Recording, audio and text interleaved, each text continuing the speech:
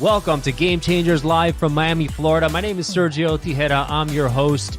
And each and every week, we bring you someone who has been a game changer in their field and who's touched the lives of thousands to get their perspective on their journey, their mindset, their struggles and successes so that we can inspire you on your journey.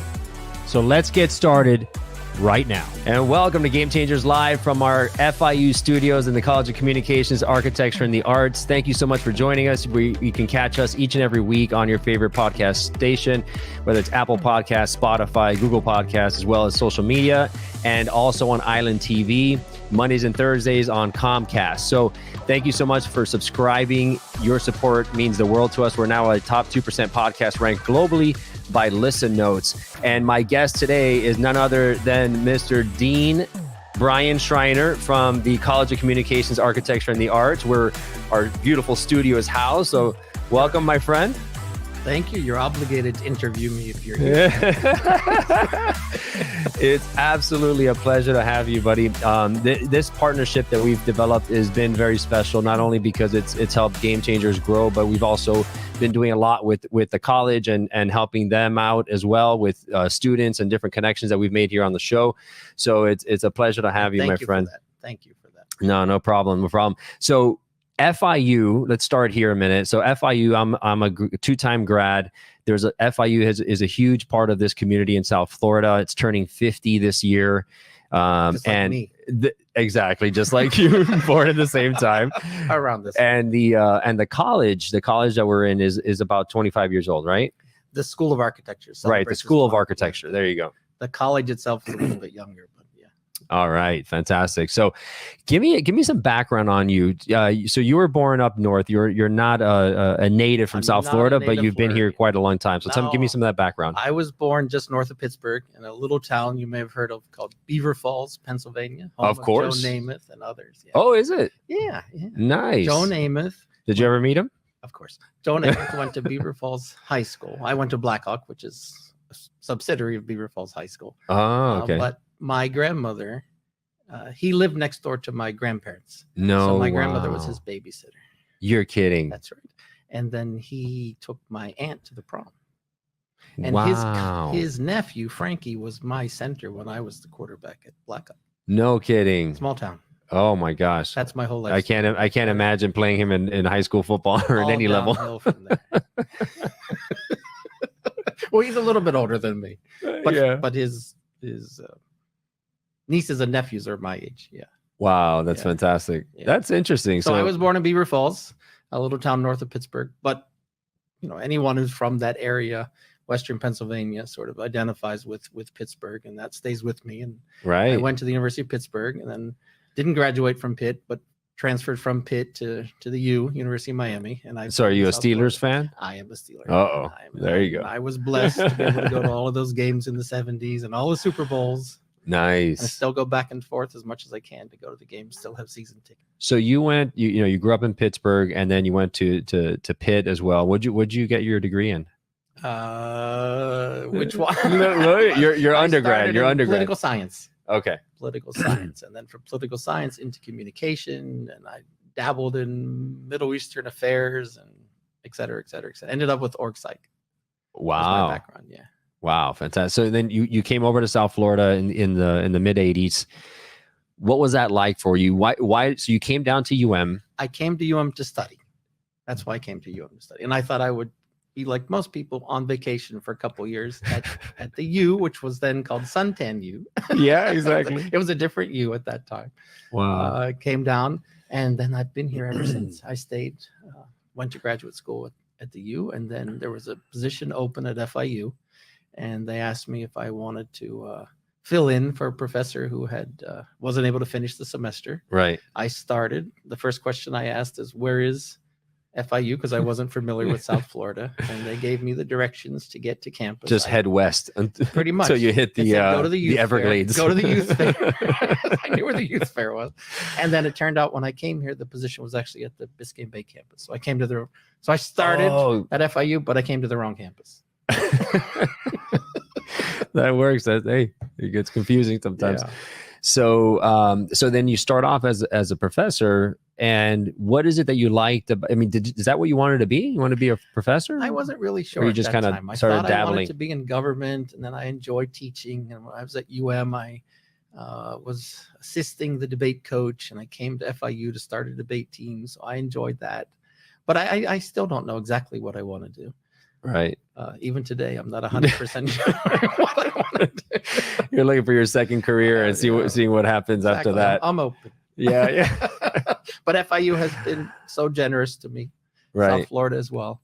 And I think that's why I never left. I really enjoy it here. It's home.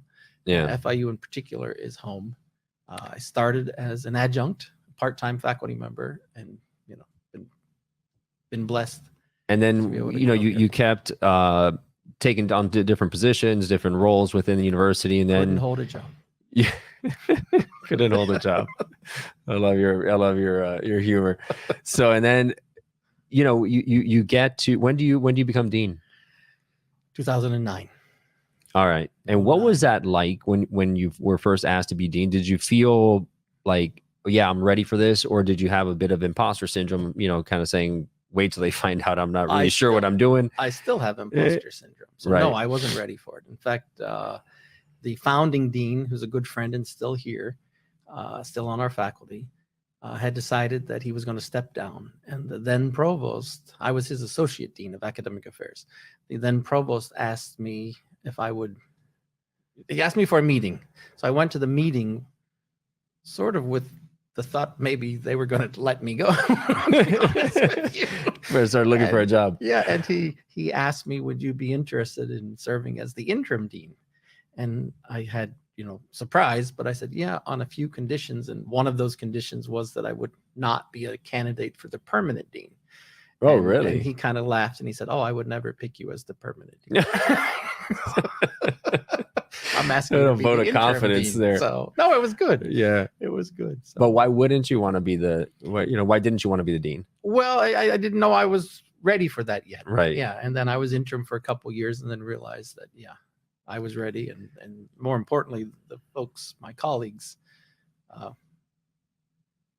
felt comfortable with me, so to speak. Right. Yeah. Right. Well, you have a very easygoing personality. Your reputation precedes you in terms of being a very kind person. When you take on a leadership role like you have, and the fact that you've lasted this long in this role, it speaks volumes to your leadership style, your leadership philosophy. Tell me about that. What is it? Is it something inherent just about you, your gut feel about how you treat people, how you lead people, or is that something you learned along the way? I don't know. Honestly, I thought about it. I don't know the answer to that question. I think it's just who I am. I don't know if it's a leadership style or philosophy. I just think that's how people should treat people, right? Like they want to be treated. Life is too short to be angry and upset, and But again, yeah. I've had a lot of blessings. It's fairly easy to be nice to people when so much has been given. Right. So many opportunities, and FIU, without question, has been very, very kind and very generous. There was a vice president here for many years, Rosa Jones. Yeah, of course. I remember Rosa. Yeah, as an undergrad. Rosa was asked, why did you spend your entire career at FIU? And I never thought I would spend my entire career at FIU, honestly. But they asked her why. And she said, because every few years, and it stuck with me, every few years FIU reinvents itself. And it's like working at a different institution. Yeah, and that's true because the university continues to grow. This is our 50th anniversary of admitting students into the institution. It's now one of the fastest rising universities in terms of rankings.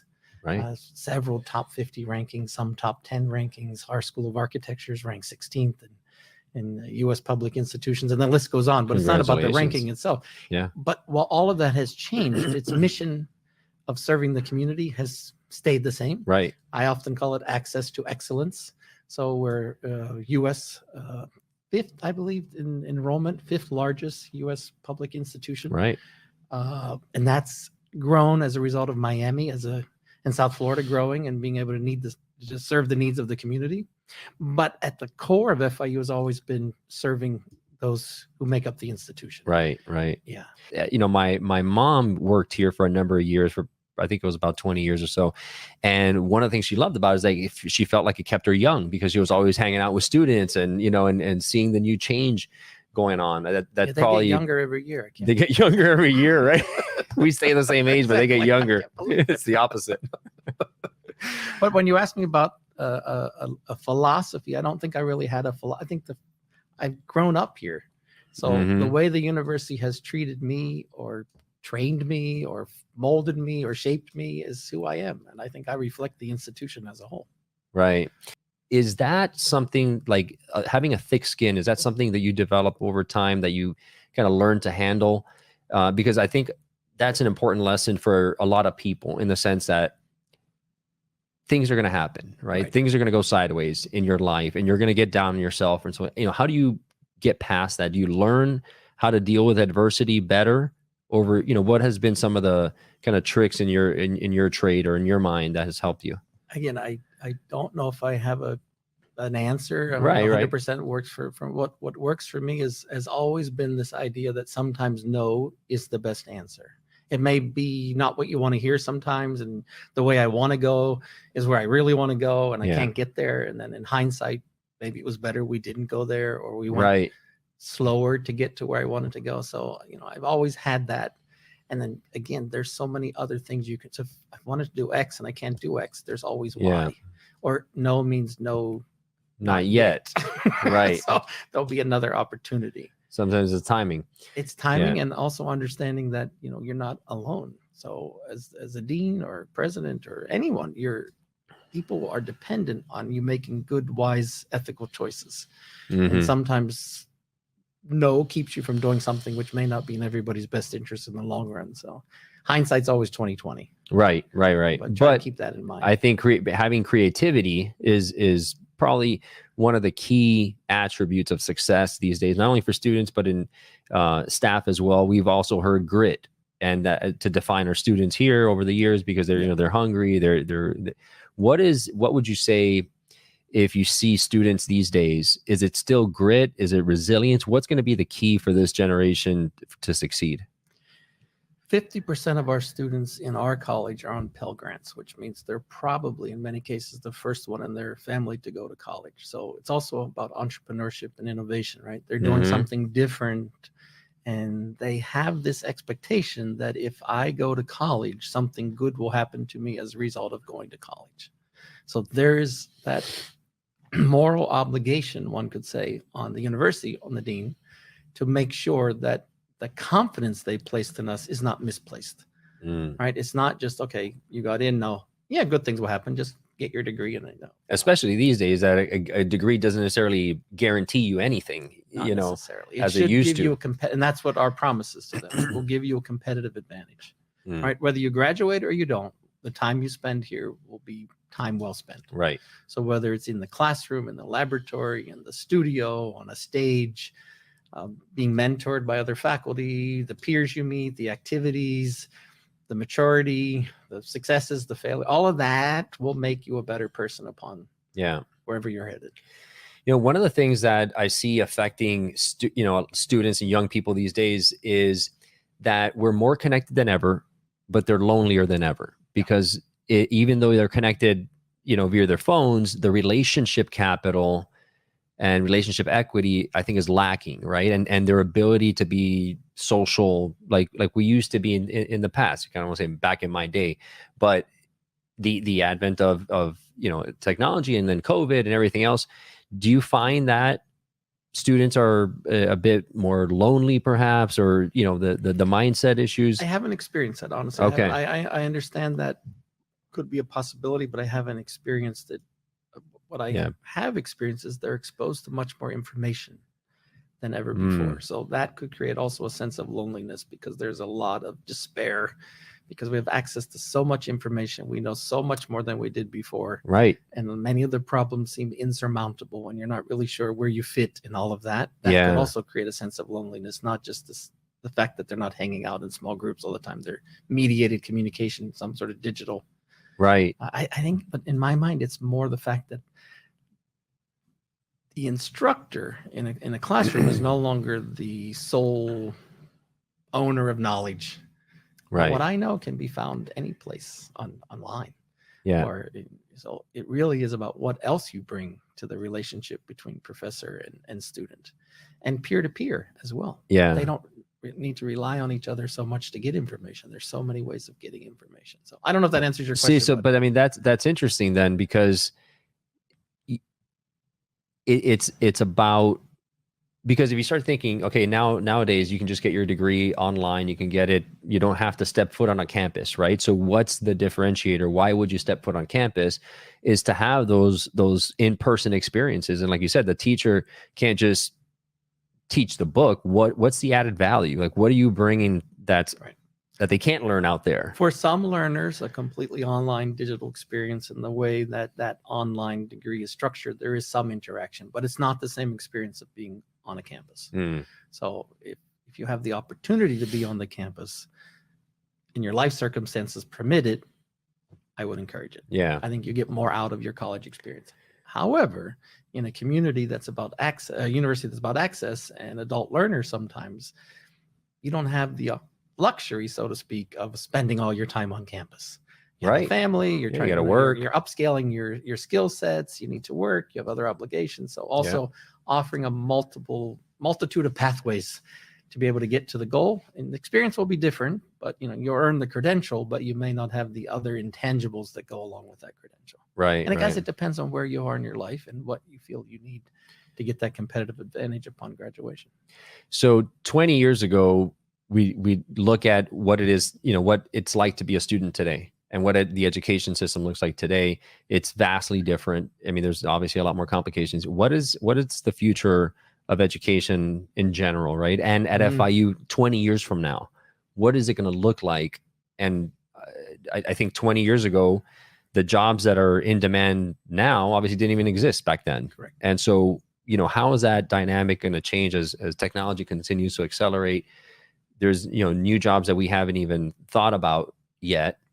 What's that going to be like? What in your mind? That's been true for many, many years. Way back, I remember the secretary, I can't remember his name, I apologize, but Secretary of Education under President Clinton said the jobs that universities are preparing people for now don't exist. Be obsolete. They won't exist. Right. So the university experience is not always about training someone just for a position, but providing a skill set.